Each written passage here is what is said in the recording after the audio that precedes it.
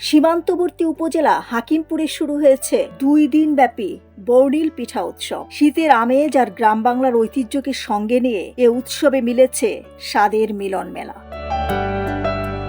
প্রতি বছরের মতো এবারও ডাঙ্গাপাড়া মডেল স্কুলের মাঠে আয়োজন করা হয়েছে এই উৎসব। এখানে রয়েছে 100টিরও বেশি হরেক রকমের ঐতিহ্যবাহী পিঠা। স্টল জুড়ে সাজানো ধান সেমাই, ভাপা পিঠা, পুলি দুধ, মুঠা পিঠা, ক্ষীর, জামাই সোহাগী, কানমুচুরি সহ নানা ধরনের মুখরোচক পিঠা। পিঠার গ্রান আর স্বাদে মুগ্ধ দর্শনার্থীরা। উৎসবকে ঘিরে শিশু থেকে বৃদ্ধ সব বয়সী মানুষের উপচে পড়া ভিড় দেখা গেছে মাঠ জুড়ে।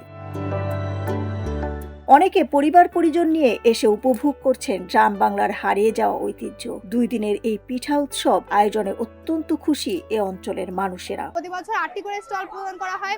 এখানে এইবার ষষ্ঠবারের মতো পিঠা উৎসব অনুষ্ঠিত হচ্ছে। এখানে অনেকে আসে এবং এইসব পিঠা উপভোগ করে।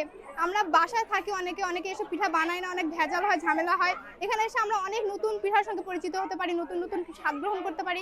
পিঠাকে আবার খাচ্ছে অনেক রকমের পিঠা যেগুলো আমরা দেখতে পাইনি, সেগুলো এখানে আসলে দেখতে পাচ্ছি। হারিয়ে যাওয়া পিঠাপুরির সাথে খুদে শিক্ষার্থীদের পরিচয় করিয়ে দিতেই এই আয়োজন বলে জানিয়েছেন আয়োজকরা। এটা পিঠা উৎসব, এটা একটা গ্রামীণ ঐতিহ্য। আমরা প্রতি বছরই করি, এটা 6ষ্ঠ বছর।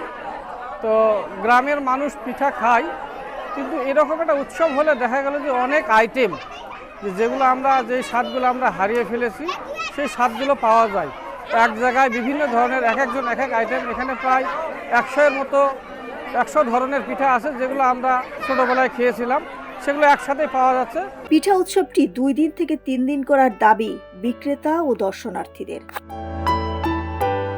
ডেস্ক রিপোর্ট, সোনালী নিউজ।